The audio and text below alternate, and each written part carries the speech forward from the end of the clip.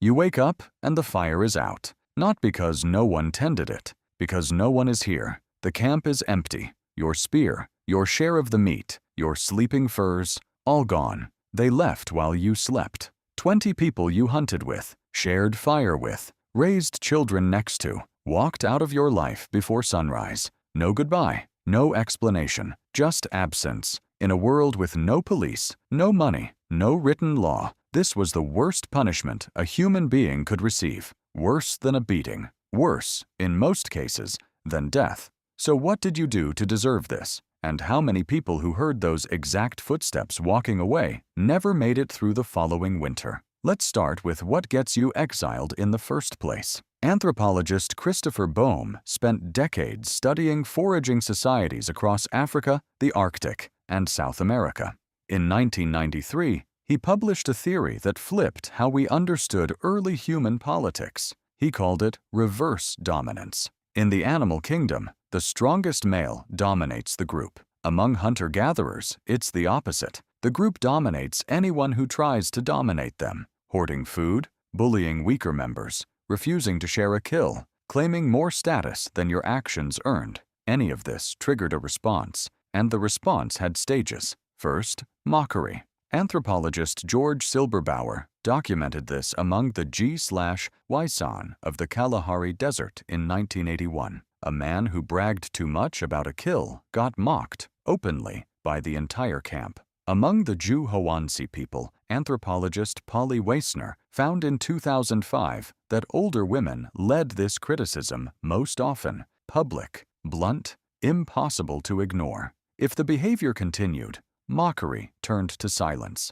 People stopped including you in conversations, stopped offering you meat first, stopped looking at you when you spoke. Silberbauer called this being eased out. No formal vote, no announcement, just a slow withdrawal of warmth until the loneliness itself pushed you to leave. Now you might be thinking, that sounds uncomfortable, not lethal. Here's the key. A human band during the Ice Age numbered between 15 and 40 people. That group held the only fire you could rely on, the only hands that could help carry a kill back from miles away, the only eyes that watched your back while you slept. A solitary human in glacial Europe had no claws, no fur, no fangs, and a body built to overheat chasing prey, not survive a night alone at -20 degrees. Exile didn't mean loneliness. It meant exposure, starvation, and predators with nothing stopping them. So why didn't every offender just get killed outright?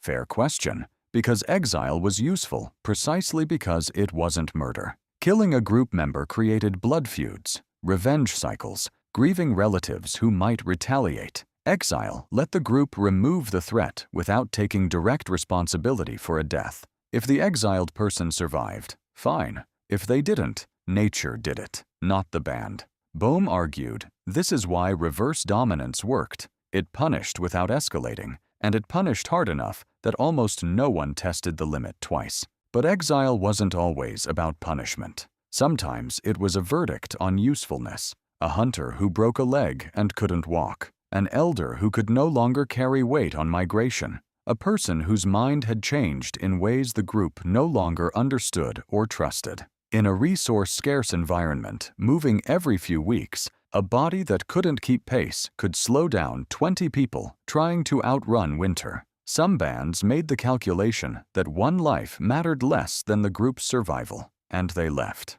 But here's the thing the archaeology actually shows. Far more often, they didn't. At Shanidar Cave in Iraq, excavated between 1953 and 1960, researchers found 10 Neanderthal skeletons. One of them, a man known as Shanidar I, had a withered arm, was blind in one eye, and showed signs of severe arthritis that would have made walking painful. He lived to roughly 40, decades after his injuries. Someone fed him when he couldn't chew. Someone supported him on the trail. The group carried him rather than leave him. That was a choice, made over and over, for years. And then there's the other ending. In 2015, paleoanthropologist Nohemi Sala published findings on a skull found at Cima de los Huesos in Spain, a cave site excavated continuously since 1984. The skull, 430,000 years old, belonged to a young adult. Above the left eye were 2 puncture wounds made by the same object, struck twice. Sala's team ruled out an accidental fall. The angle and force matched a deliberate blow. This is the oldest confirmed murder in the human fossil record. Someone killed this person and carried or dragged the body to a vertical shaft, possibly to dispose of it. Not every conflict ended in exile. Some ended like this. At Shanidar again, a different skeleton, Shanidar III, tells a third story. In 2009, Duke University researcher Stephen Churchill ran a forensic test. He fired stone-tipped projectiles at pig carcasses, chosen because their bone density resembles Neanderthal ribs, at velocities matching a thrown spear. The damage matched a wound on Shanidar III's 9th rib exactly. He'd been struck by a thrown weapon, technology only modern humans used at the time. The wound showed healing. He survived weeks after being hit before he finally died. Not exiled, not cared for to recovery, attacked, and left to find out which way it would go. One more case complicates the picture further. In 1963, in a limestone cave called Grotta del Romito in southern Italy, archaeologists uncovered a double burial. One skeleton, nicknamed Romito II, belonged to a teenage girl who lived roughly 12,000 years ago. DNA analysis published in 2026 confirmed she had a severe genetic skeletal disorder. She stood about 3 feet 7 inches tall, with shortened limbs that would have made running, climbing, even reaching overhead nearly impossible. In a hunting band, she could not chase prey, could not carry heavy loads, could not keep pace on migration. Researchers found she survived into adolescence anyway. Someone gathered her food. Someone slowed the group's pace to match hers. When she finally died, she was buried in an embrace with an adult, not discarded, not left where she fell. A body with 0 hunting value still received the most labor-intensive burial anthropologists find from that period. So, which was it? Mercy or removal? Care or abandonment? The honest answer is both, depending on the band, the decade, the person, and exactly how much the group could afford to carry. Boehm's research across modern foraging societies found exile used as a last resort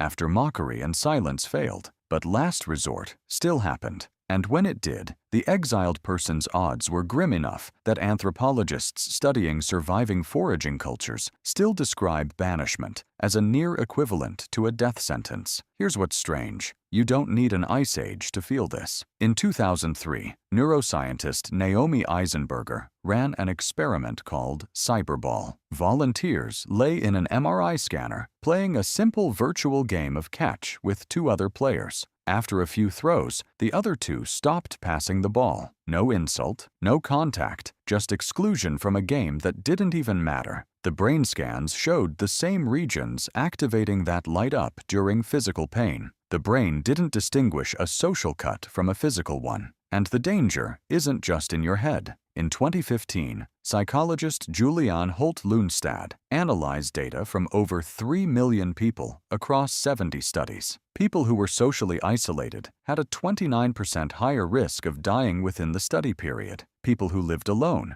32% higher. Her team adjusted for age, health, smoking, every variable they could control for. The risk held. Being cut off from other people carries a mortality risk comparable to smoking up to 15 cigarettes a day. Your ancestors who got eased out of camp weren't just facing wolves and frost. They were facing a body that, without a group around it, had already started working against itself. That's the part that never got an upgrade. Evolution built the alarm once for a world where losing your group meant losing your life, and it never bothered revising the wiring for a world where losing your group just means losing your seat at the table. You still flinch at being left out of the group chat, the same way your ancestors flinched at footsteps walking away before sunrise. The fire's still out somewhere in your skull. It just doesn't know the winter ended. Think about the last time you felt it. Not the Ice Age version, the modern one. A read receipt with no reply. A group plan you weren't included in.